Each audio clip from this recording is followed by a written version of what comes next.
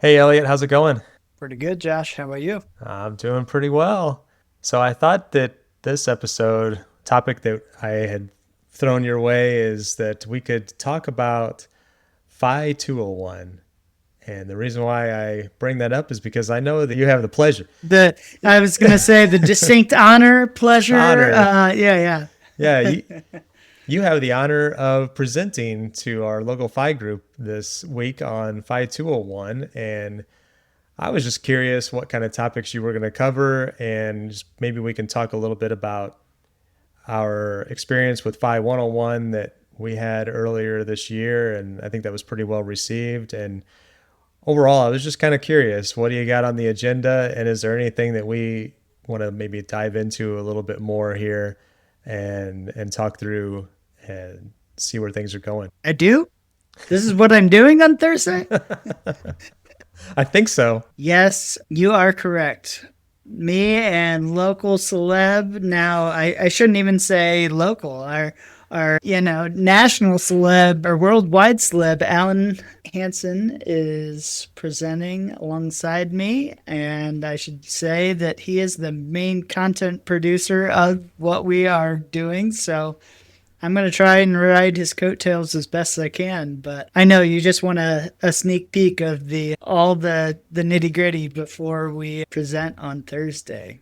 Yeah, this will be Yeah. definitely coming out after you have presented, but it was an opportunity for you to maybe just dust off any of the jitters that you might have presenting in front of such a large crowd, because I haven't looked at the numbers to see what we're expecting, but I know that for the Phi 101, we were one of the, if not the first, I guess we were the first local groups to present that. In fact, it was so well received that we had, I think, approximately 75 people in attendance for that. And we actually had to postpone the meeting from January to February so that we could find a larger event space to be able to host that many people. And since then, it has been pretty cool to hear Alan get the recognition on the Choose a Five podcast from Brad and Jonathan. And I think that document has been tweaked a little bit and has made the rounds and is now being shared in the Choose a Five community for local groups to then take that and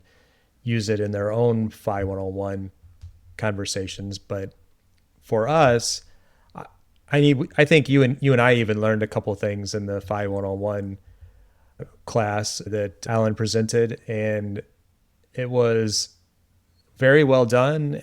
But it was a lot of the things that we're probably a little bit more familiar with the concepts. So Phi 201, I think some of the things that I know you guys were going to get into was regarding taxes and other things that are just a slightly higher level.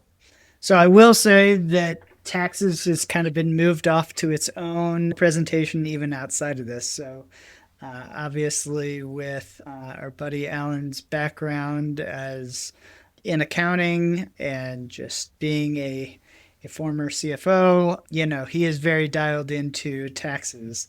So I will by no means claim that accreditation by any means. But in this one, we're going to talk about a bunch of different topics. So I would say, it's a 201 class. It's not a 301 class. So some of the things that we're talking about still may, I would say none of this is like earth shattering, things I would think to you or I. So topics like investing versus saving, what's the difference between that, the concept of speculating and how that plays into everything that we do. We are going to bring back, I know one of the fun pieces of the 101 session was where Alan threw up some graphs and we were trying to identify what was the time period in history based off of the market returns. And so we're bringing that one back. So should we panic when the market does the things that it does, and talk about, isn't investing risky? And so we're going to talk more about, I would say, investment risk, kind of doing a lot of definitions of terms around just generally investing, risk management, all the different things about what's your risk tolerance, what's your capacity for risk. Then maybe I would still say this is pretty low level, maybe not even low level 201, but where do we invest? And so not saying like what funds do we necessarily invest in, although I think that's certainly talked about a lot within this space, but the different types of accounts. And so we have tax deferred accounts, we have tax free accounts, and I say tax free, that is ironically enough how they are seem to be stated online. It seems to, it's like nails on a chalkboard to me, is that it's not tax free per se, but just that you've already paid your taxes up front. Things like HSA, and then we're moving more into the different types of asset types, asset allocation. We have all kinds of fun things in store for Thursday. So Alan he was the first person, him and Sarah were the first couple in our St. Louis group to do their presentation. So they'll show up, put their allocation up on the board as far as where their assets are really distributed. I'm going to do the same for Don and myself, just to say, yeah, hey, what percentage of your assets are in a taxable account or a tax deferred account? How much is in cash? How much in equities? How much is in 529s? So on and so forth. And then, the big things like what are the mistakes we've made? Resources, all the good things. I'm looking forward to it. I remember it sounds like what you were referring to there is asset allocation and asset location. And I saw that on the agenda, and I've heard a little bit more about that somewhere else. I was another podcast that I was listening to. And I think as I heard the terminology, I didn't really understand what it was referring to. And you call that maybe it's a 201, but I don't know, from my own standpoint and my own experience, I feel like that's a bit higher than that. Maybe it's a high 201 or it's a 301. I'm not sure. That's just for me, because as we talked about in our previous conversation, and how a lot of my assets are in our tax deferred accounts. In hindsight, I might have done things a little bit differently if I just understood a little bit better about the future potential of flexibility and things like that. And I may have made different decisions knowing what I know now versus what I knew then. So I think that is a really good topic to continue to introduce to people, because I feel like there is a lot of people that are similar to me, where it's like, I'm going to put all my money in my 401k, I'm going to invest in the tax deferred accounts, and maybe don't even have the understanding of the other opportunities that they have. Absolutely. I mean, I think that's what, as much as how popular our local chapter really has been, we've done a lot of these case studies, and I think a muscle that we really want to continue to build up is more the education, and how are we really making people's lives better in any way that we can, right? Like you were absolutely correct that I know I had a takeaway from 101 that caused me to actually make a different investment decision based off of something that Alan said. So like, that's super cool that even a 101 level class, caused me to make a change. And I know Brad and Jonathan hammer on this more than anything else, but taking action is what's important. And hopefully us trying to approach these topics in a manner that is as approachable as it can be that's what's important, that people don't feel scared to ask questions and get the answers that they really need, so that they can take the action that makes a difference. So you mentioned that taxes is being pushed to its own separate class in the future. Is there a thought? Are you aware? Is there other classes that we're looking at potentially? Is there a 301, a 401 in store? Like, how much further along do we take this quote unquote class?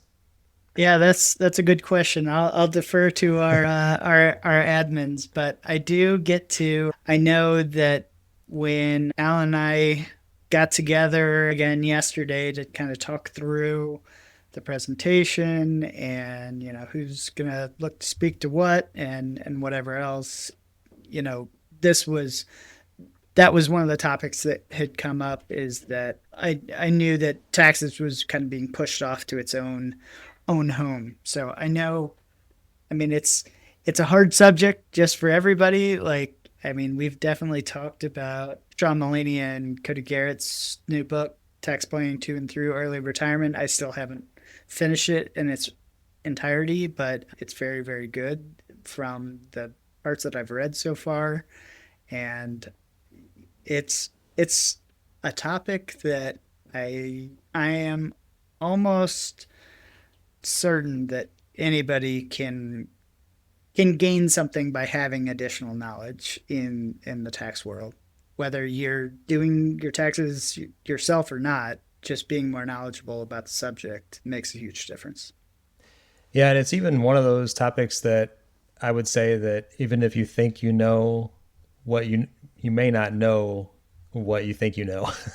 If that makes any sense. Yeah, I guarantee that you don't know everything that you know. Yeah. How many times are we going to say no here in 30 seconds? Right. But it is, yeah, certainly a topic that you can go very, very deep in. And I would say, to your point earlier about asset location and asset allocation, yeah, I did not mean to say that that's like a basic 201 topic necessarily, as much as I was trying to say, like, oh, a 401k is a tax deferred account. Like, we do have that level of material to just kind of, make sure that we're all talking the same nomenclature. We all have the same level of understanding. I would rather let's say something and remove any doubt from somebody's mind than somebody have a question and maybe be too scared to ask the question. I think about my own journey and still even I still get tripped up on some of the terminology because you'll hear, like you just mentioned, tax-free account. Like, honestly, I'm not even sure what you're referring to there. Are you referring to a Roth account as a tax-free account? Yep. Okay. And like you said, it's actually funded with after-tax money, so you've paid the Right. tax on that. And yeah, and then I was in our last conversation, I was using the term brokerage account because that's just what makes sense in my mind. And Right.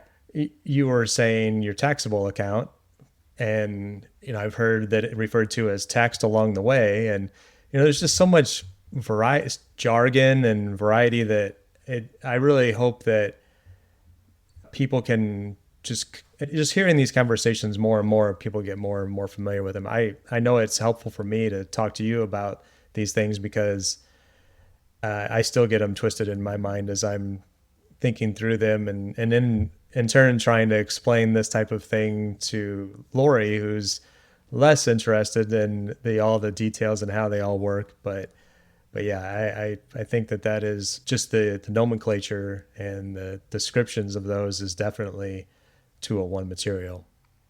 Right. Yeah. No, I think you're right, and that's exactly what the session really hopes to be. And I would imagine, I mean, based off of the templating that we're using, it's got ChooseFi all over it, so it's gonna definitely go back towards Brad and Jonathan, and I would imagine get distributed out to other chapters as well. So we may hear your name getting a shout out on a future episode.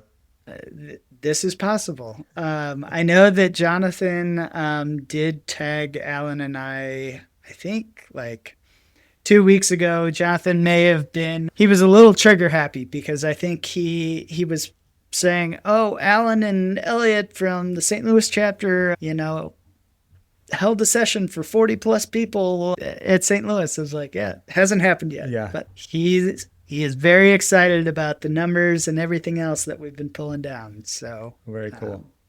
As are we.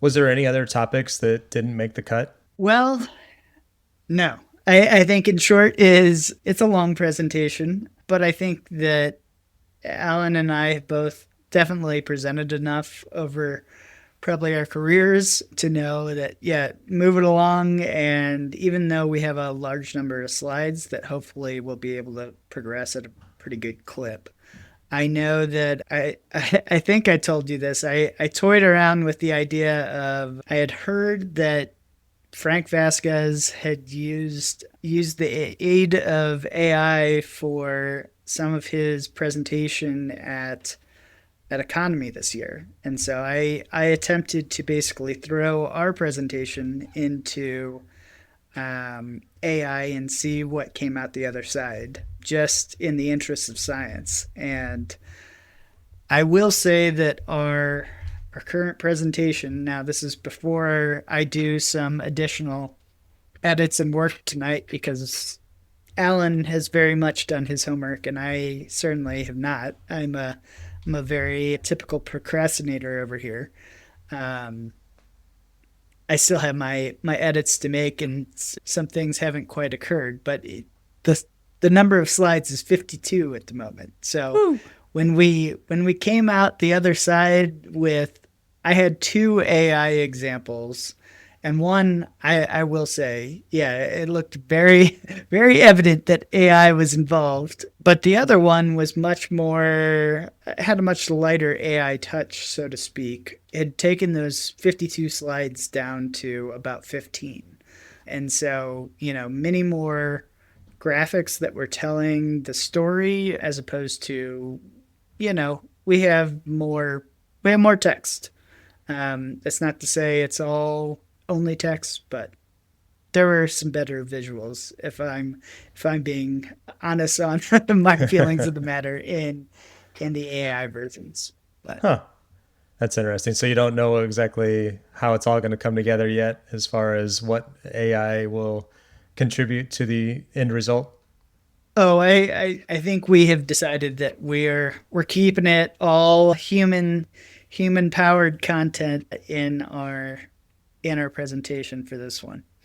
Human intelligence, huh? No artificial. Yeah, human intelligence. Yeah.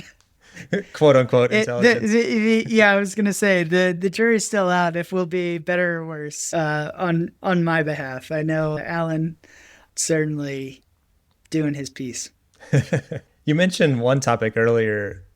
You said speculation versus investing, something along that line, and it reminded me. I don't know if you've seen this making the rounds here lately, but there is a documentary that came out recently, and it's the actor Ben McKenzie. Are you familiar with him? He was Ryan on the OC. He was okay. Then yes, I am. Okay, Gotham. He was the yeah. Gordon.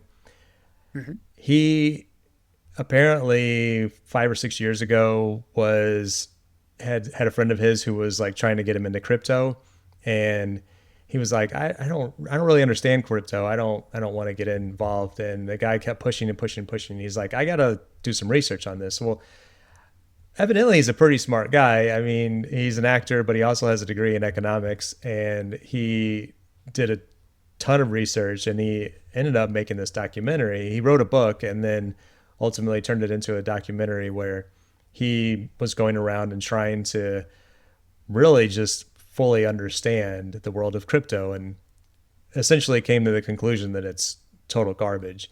And the title of his documentary is "Everyone is Lying to You for Money." So he's been making the rounds lately on a lot of the late night shows and things like that, just talking through some of the things that he uncovered. And it's one of those things that, even aside from crypto, like gambling, I mean, you can make the argument that it is a version of gambling, and it's not like a tangible, real investment that you are making into, let's say, a company or human capital, anything like that. You're just speculating, you're guessing. Yep. Anyway, I say all that to just, I was curious, did you guys put anything related to crypto or any other speculative type things in that presentation? We did. Yeah. So yeah, so talking certainly to crypto and to gambling. I mean, I have a number of people in my life that enjoy sports betting and things of that nature. I know it's highly popular right now, but yeah, I mean, obviously how we view that truly different from saving or different from investing, and trying to measure what the goals are, what the risk is that comes along with that, what's the time frame of the payoff, what's the strategy, what's the probability. So all these different kind of factors that play into, you have three kind of distinct possibilities of saving, investing, and speculating. And that's not even probably talking about the most common one, which is just spending, right? Not doing any of it for the modern American here. But yeah, we do talk about a number of different assets that I would say are a bit unconventional as well. So we've got under liquid, you have your stocks and your bonds and cash and let's say treasuries or things like that. Those are all pretty normal, but then you have options, you have futures, you have crypto. Some people may know what options and futures are, very much do not. Crypto is the same way. We talked about hard assets, so physical metals, art, oil, cars. My personal favorite, collectibles, primarily in cardboard form. And then we've got obviously things like real estate. So houses, apartments, commercial, industrial, land, whatever else. Yeah. Yes, we try and speak to the gambit. I remember in a FI 101 course, there was a few people there, and maybe they've been at some of our other meetings as well, that there was been some very young people that have joined those conversations, and not to say that they fall into this category, but a lot of the speculative and the riskier quote unquote investments they seem to be more heavily on the younger side as far as the people who are actively partaking in them. I know even my sons, they were trying to do some day trading, and I'm pretty sure it hasn't worked out well for them, but they haven't told me exactly what the end result is. But there was a recent, who George Campbell is, from the Ramsey team, young guy who he does a lot of like Dave Ramsey's videos these days, but he goes on the streets of Nashville interviewing people and asking them different questions. And one of them that I watched yesterday, he was interviewing a young guy. He was like 18, and he was like, what do you do for work? And he's like, I work at Burger King after school. And he's like, oh, great. Are you saving any of that money? And he's like, I'm day trading. And he's like, oh, really?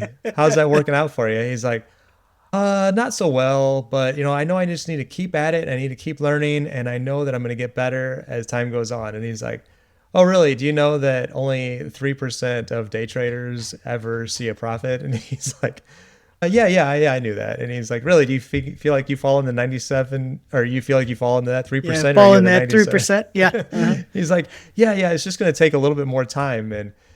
And he's like, okay, well, how did you get into this? He's like, my friend was talking about it, and he did this. And he's like, oh, so your friend's making a lot of money? He's like, no, he hasn't made any money either.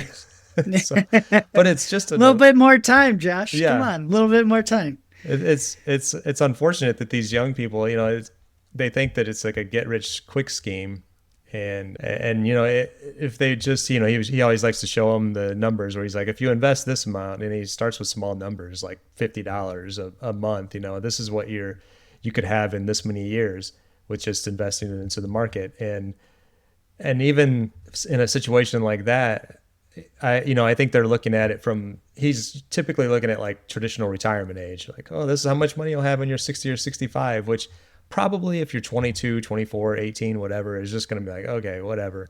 I'm not going to think Yeah. about, 40. Thanks. Yeah. Thanks. This thing that I would never, ever am going to think of until, Yeah. I'm 60. Yeah. But in reality, though, what is the shockingly simple math behind early retirement? And I can, attest to that, like seeing how far my net worth grew in a short amount of time with a lot of contribution, but in a market, a lot of market tailwinds at my back, it grew so fast that it was like almost, it feels like after now, like getting rich fairly quickly.